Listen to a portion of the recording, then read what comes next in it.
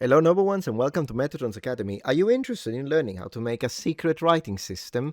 If the answer is yes, go check out go subscribe to Amar Almazrokuq. Goodness gracious, anyway, 7 years ago, they made this video. I didn't see it up until now. That's me, alright? Always late with everything, but without further ado, let's learn. So, imagine you want to write something on a piece of paper, but you don't want anyone reading what you wrote. How about a secret code that you can use so nobody ever can read what you have to hide? Cool. You can share secret messages with friends or family that only you can comprehend.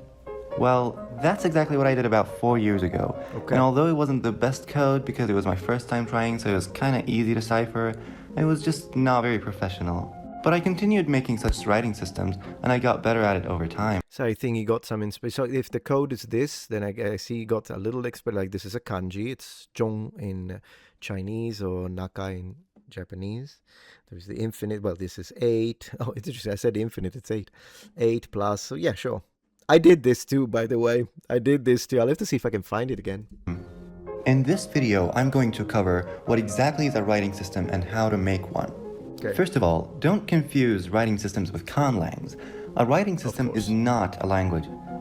This text is in English, but it doesn't use English alphabet, and when you read it, you'll be speaking English. Of course. It's just written differently. Man, the Mozart music is a little loud, brother. So, sounds great, but where to start?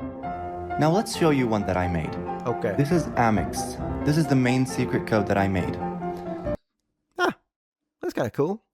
I like that it's pixelated, believe it or not, because I'm a pixel art fanatic. But I'm not going to explain Amix in this video, because it'll no longer be a secret, obviously. So how about we create a new one right now? Let's do it. So let me emphasize here that the steps that I'm going to present to you now are not the only way to create a writing system. Well, of course. Of course, you can go outside the box and do anything. But this is the way that I think is the most practical to make a writing system. Let's see. So let's get into the steps of making the writing system. First of all, choose the language that you'll write in. Is it Okay, let's do English. English, Arabic, or French? It matters because Italiano. you will make the decisions based on the language that you're going to use. So what have we got here? Zhongwen, Italiano, Hellenica, and I can't read the rest. Well, English. Yeah. So for example, the language is alphabet or sounds. Yeah. I think I'll choose Arabic for this one. Now, before we get into the fun stuff, we gotta decide the purpose of our writing system. What is the goal of that writing system?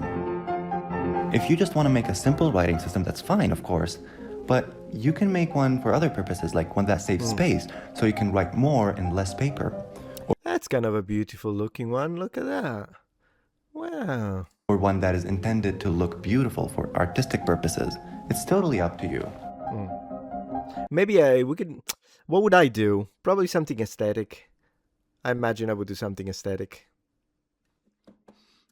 Alright, so. Creating a writing system. Let's do this. Because the Mozart music is just too much. Someone else. Man, this one went well for him. How to make a language writing system from around the campfire. Alright, let's see. As many as 3,000 real languages are purely spoken. Others adapted an existing script rather than create a new one. For example, Socotra had no written form until a new alphabet based on the Arabic script was developed in 2014. Okay. Quechua had no writing system at all until the Spanish arrived in South America and documented it using the Latin alphabet. However, the Incan Empire did use a series of knotted ropes, quipu, which were used to pass along certain messages or log information. Wouldn't it be nice to learn that? I mean, of course, there are people that do, but I'm saying it'd be a cool one to choose. Hey, let's learn the Aztec script. In fact, some of the earliest written records we have from ancient Sumer appear to be records of property, like cattle, sheep. Man, what is it with these channels and the loud music? Goodness gracious, don't you guys put do minus 28 decibel? Okay? This is what I suggest. You could put background music, I'm not saying don't, but this is like a 0 or minus 4 decibel. What are we doing? Wheat, and in this case, beer. Beer. Navi doesn't have an indigenous script. Its creator, Dr. Paul Frommer, adapted the Latin alphabet for his conlang, since humans would have wanted to document what they found. So you don't need a script. You could have your conlang be spoken only, borrow an existing script, or share messages with something totally different, like ropes. But if you want one, here's a way to get started.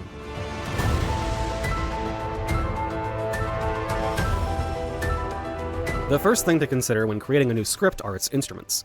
The way a script looks Okay. can vary greatly depending on if it's carved into stone, written on paper. Yeah, exactly. So the medium. That's interesting because one of the things that you have to consider when you look at the history of language and script is that if you really think about it, I know that we say that prehistory ends when we have the development of writing as a technology. However, we probably got it wrong. Like, I know we have a date, like first civilizations and all that kind of stuff, but we don't know. Like, imagine if you use stone as a medium, then stone persists.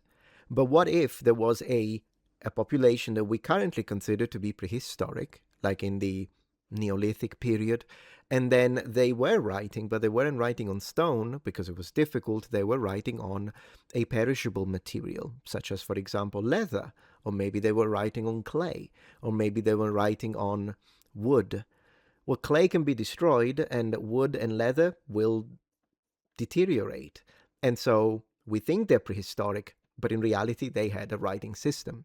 That's very likely the case. We have no idea. And perhaps if something happens that, like a perishable organic material that usually degrades over time quickly, maybe got like frozen somewhere, and then we'll find it, or maybe in an anaerobic situation environment, and then we find it, we would be able to push it back. And it could be shellfish, by the way. There's the bone, or for oracular, like even turtle shells. That's what we know how most likely the Chinese script was written in the very early stages. So, Or medium. typed. Stone needs to be chiseled and will create hard edges like those we find on Yes. ancient Mesopotamian tablets or Greek temples. Once paper was widely available, though, a script could be brushed or penned onto it, and suddenly lines could curve in ways not easily done before. All that Not in Japanese, that's it. changed again what with it the is. advent of the printing press, which, aside from making writing more efficient, Yeah. changed some languages permanently. For example, it killed one of the Old English letters, thorn. I hate it. I like that letter. So it's worth taking a moment to decide the direction your script is written in. Left to right is used in English, right to left in Arabic, and top to bottom is common, but not always the case, in Japanese. Common, but not always the case. No, it's very traditional. So if you read ancient Japanese texts, then it will be top to bottom. But in our day and age, what is common in Japanese is to write left to right. And what is uncommon, but considered very beautiful and artistic, so it's done in poetry, is top to bottom, right to left. But it's done, as I say, in very formal writing, for instance. So like the name of a school will be written top to bottom at as a panel, for instance, wooden panel, you want to put it up. Or like if you have a very important certificate, it will be written that way. It's the traditional way, but it's not common. The common way the Japanese write is left to right.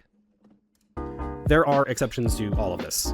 Pretty much every direction has been used by at least one language, and some languages use multiple directions. Yes. The direction you write in might be affected by the instruments you have as well.